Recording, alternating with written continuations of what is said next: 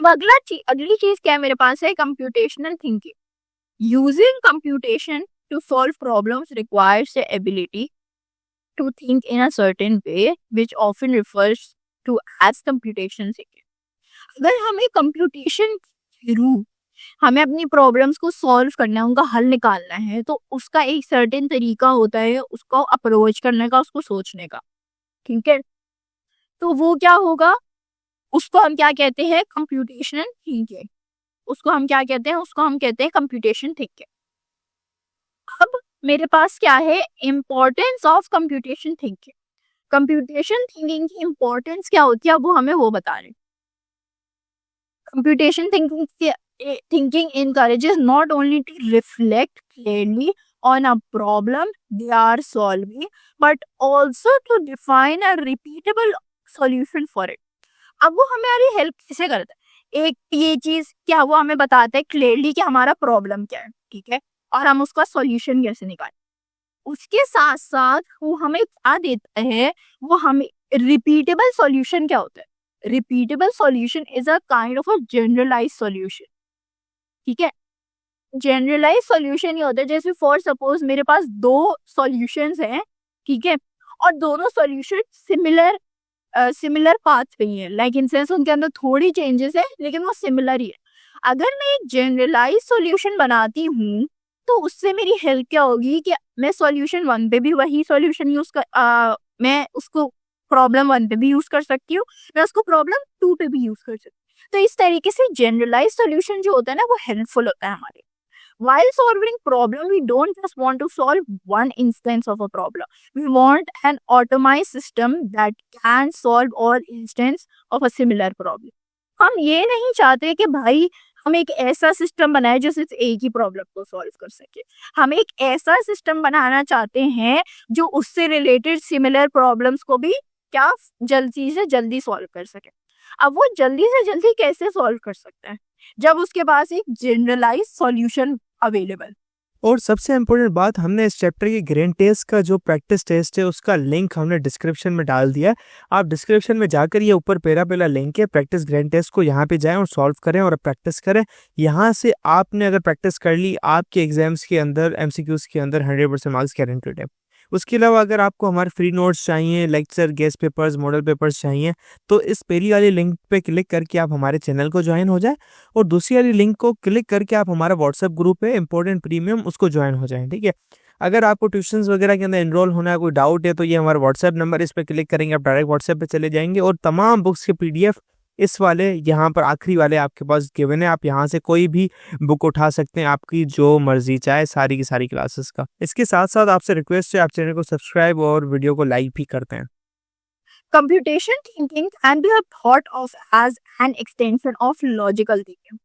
हम computation thinking को कैसे ले सकते हैं, हम उसको एज लॉजिकल थिंकिंग भी ले सकते हैं, क्योंकि कंप्यूटेशन थिंकिंग में हम क्या कर रहे हैं, हम सॉल्यूशन निकाल रहे हैं, हम आंसर निकाल रहे हैं। और लॉजिकल थिंकिंग में क्या होता है, लॉजिकल थिंकिंग में भी हम एक लॉजिक अप्लाई करके ही उसका एक आंसर निकालते हैं। ठीक है, अब उसने हमें क्या दे दी है, उसने हमें दे दी है properties of computation thinking. Computation thinking की प्रॉपर्टीज क्या होती है। सबसे पहली चीज डिकम्पोजिशन। डिकम्पोजिशन हमने पहले भी पढ़ी है, breaking down the larger problems into smaller manageable ones and working one by one। Decomposition से क्या मुराद है, वो एक बड़े कॉम्प्लेक्स प्रॉब्लम को लेते हैं और क्या करते हैं, उसको ब्रेक डाउन करते हैं सब पार्ट्स में, ताकि वो क्या हो जाए, वो मैनेजेबल हो जाए। और उसके साथ साथ मैं इस वक्त पे एक ही सब पार्ट पे फोकस करूं बजाय मिक्सअप होने के। तो फॉर सपोज अभी के लिए मैं किस पे, सब पार्ट 1 पे काम कर रही हूँ, फिर जब वो पूरा हो जाएगा फिर मैं सब पार्ट 2 पे जाऊँ, फिर मैं 3 पे जाऊंगी। तो इस तरीके से क्या मैं लाइन वाइज लाइन चल रही हूँ। These smaller problems are referred as सब प्रॉब्लम।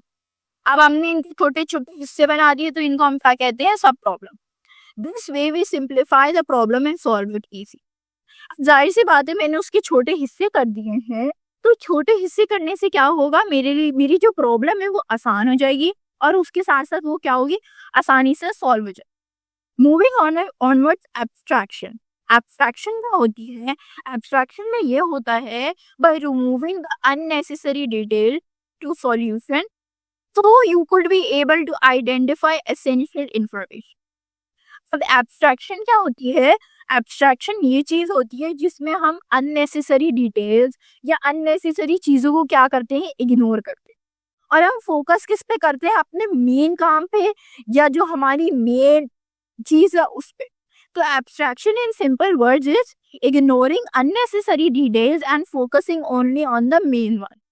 ठीक है, अगला हमारे पास है पैटर्न रिकग्नाइजेशन। पैटर्न रिकग्नाइजेशन क्या होता है? Example, examine the problem for a pattern और similarities between previously solve problem. अब फॉर सपोज मैंने ऑलरेडी एक प्रॉब्लम सॉल्व कर ही दी है, ठीक है, अब मेरे पास एक और प्रॉब्लम आती है। अब मेरी कोशिश क्या होगी? मैं उसको एग्जामिन करूंगी कि मुझे ये पता चल सके कि भाई ऐसा तो नहीं है कि जो मैंने पिछली एग्जाम्पल या जो मेरी प्रीवियस एग्जाम्पल है वो और इसका पैटर्न सिमिलर हो। तो अगर मुझे ये पता चल जाएगा कि दोनों का पैटर्न सिमिलर है तो इससे क्या होगा? इससे मैं ज्यादा आसानी से सॉल्यूशन निकाल सकती हूँ। क्यों?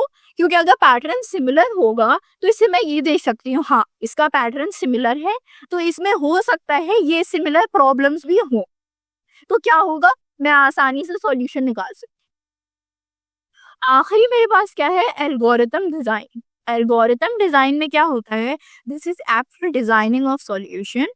This involves creating step by step plan of the problem solution. Algorithm design जो होता है ना, हमारे पास होता है मेन सॉल्यूशन या जो भी हम सॉल्यूशन डिजाइन करते हैं वो, ठीक है, और हमें ये बात पता है जो एल्गोरिथम होता है वो स्टेप बाय स्टेप होता है। इस स्टेप में हम क्या कर रहे होते हैं? इस स्टेप में हम एक स्टेप बाय स्टेप प्लान बना रहे होते हैं किस चीज का? अपनी प्रॉब्लम के सॉल्यूशन का। ठीक है, फेडरल बोर्ड के एनुअल एग्जाम्स का डर है, लेकिन ये नहीं पता कि तैयारी कहाँ से करनी है। दूसरी बात ये नहीं पता कि एग्जाम के अंदर सवाल का जवाब लिखना कैसे है, कैसे सेंटेंसेस को फॉर्म करना है, कैसे हमें फुल के फुल मार्क्स मिले। तो भाई घबराना किस बात से? हमारी बैच इसी प्रॉब्लम को तो सॉल्व करने आई है। तो आप भी हमारे बच्चों की तरह 97.8% ला सकते हो, 98.27% ला सकते हो, फातिमा की तरह, अगली फातिमा आप बन सकते हो। आप 505 मार्क्स ले सकते हो आउट ऑफ 520। अच्छा जी, कैसे? हम आपको सिखाते हैं कि एग्जाम के अंदर लिखना कैसे होता है, ग्रेड टेस्ट प्रोवाइड करते हैं। देखिए जी, हमारे पास है पाकिस्तान की one of the best faculty. आप कोई भी सब्जेक्ट लेना चाहें, आपका जो दिल करे, आप सारे सब्जेक्ट्स लें, सिर्फ और सिर्फ 3,000 रुपये में पूरे साल में। आपको एग्जाम राइटिंग मेथड सेशन दिए जाते हैं कि सवाल का जवाब लिखना कैसे, डिफरेंस वाला अलग क्वेश्चन, डेफिनेशन अलग, एग्जाम्पल वाला अलग, मैथ के सवालों का जवाब अलग होता है। आपको टॉपर बच्चों के नोट्स दिए जाते हैं, आपको फुल बुक के notes, question answers, live classes के अंदर कॉन्सेप्ट पढ़ाया जाता है आपको, और उनकी रिकॉर्डिंग्स भी दी जाती हैं। भैया और क्या चाहिए? अच्छा, और मजे की बात, ग्रैंड टेस्ट से हमारा समझो पेपर लगता है। ये हमारा केमिस्ट्री का ग्रैंड टेस्ट, इसका सवाल नंबर तुम नोट करो ये। तो भैया इस ग्रैंड टेस्ट में से आपके 3 सवाल लगे हैं क्लास 9 के केमिस्ट्री के पेपर में, इस साल जो नए सिलेबस से हुआ था 2025 के अंदर ग्रेड 9 का। तो इतने इंपॉर्टेंट हमारे ग्रैंड टेस्ट होते हैं, सारे आपको दिए जाते हैं। तो भैया देर किस बात की, इस नंबर पे कांटेक्ट करें और अभी रजिस्टर करवाएं। ये हो गई हमारे पास 4 चीजें, प्रॉपर्टीज ऑफ कंप्यूटेशन थिंकिंग। आगे मेरे पास क्या है? मेरे पास है example. If you want to create your own computer game, how these properties of computation thinking would apply? For suppose मैं अपना एक गेम बना रही हूँ, ठीक है, अब मैं इस गेम बनाते हुए ये देखूंगी कि ये जो 4 कंप्यूटेशन प्रॉपर्टी है ये कैसे अप्लाई हो। सबसे पहले हमने कंसीडर करी है ये डायग्राम, ठीक है, इसमें सबसे पहली चीज क्या है? टाइम है। उसके अलावा हमारे पास एक एग्जिट है, हमारे पास एक रूट है, रास्ता है कि किस तरीके से वो जाएगा, हमारे पास आइटम्स है, ठीक है, और हमारे पास क्या है? हमारे पास एनिमी है, और हम खुद कहाँ है? हम यहाँ पे। तो हमें क्या करना है? हमें एक रूट निकालना है कि हम आ जाए, एग्जिट तक आ जाए। डिकम्पोजिशन क्या होगी? डिकम्पोजिशन में देखेंगे where to go and how to complete the level. सबसे पहली चीज मुझे ये देखना होगा कि मैं इसको सॉल्व कैसे करूंगी, कि मैं जाऊंगी कैसे। उसके साथ साथ मैं ये देखूंगी कि मैं ये लेवल कंप्लीट कैसे कर सकती हूँ। फॉर सपोज मुझे कोई आइटम्स तो नहीं लेने या मुझे कोई चीज तो नहीं लेनी ताकि मैं एग्जिट पॉइंट तक जा सकूं। एक्सट्रैक्शन में क्या होगा?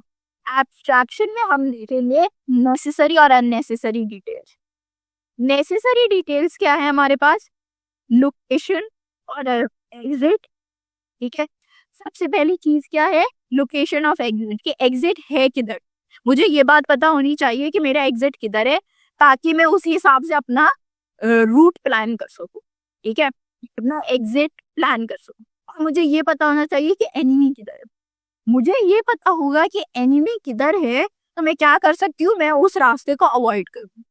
उसके अलावा मेरे पास अननेसेसरी क्या है इंफॉर्मेशन, वेदर हो गए।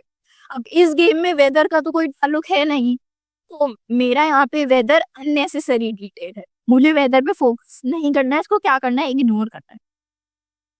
पैटर्न रिकग्नाइजेशन में क्या आ रहा है? पैटर्न रिकग्नाइजेशन में आ रहा है 6 enemy should be handled like a single enemy.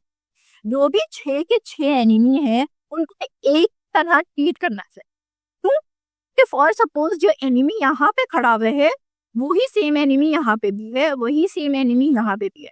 जो 6 के 6 एनिमी है वो क्या है, वो एग्जैक्टली सिमिलर है, तो उनको हमें किस तरीके से ट्रीट करना चाहिए, एक सिंगल एनिमी की तरह। एल्गोरिथम डिजाइन में क्या है? एल्गोरिथम डिजाइन में आएगा कि मैं अपना एक्शन या मैं अपना रूट कैसे प्लान करती हूँ, और उसमें क्या आएगा, मूवमेंट। जाहिर सी बात है, मुझे अगर एक पाथ बनाना है या मुझे एक एग्जिट प्लान बनाना है, तो उसमें मेरी मूवमेंट ही मेन चीज होगी। क्या होगा यहाँ पे, क्या यहाँ पे मुझे ये देखना होगा कि भाई मैं एक proper step by step plan execute करूँ, जिसमें क्या हो, मेरी मूवमेंट इन्वॉल्व हो।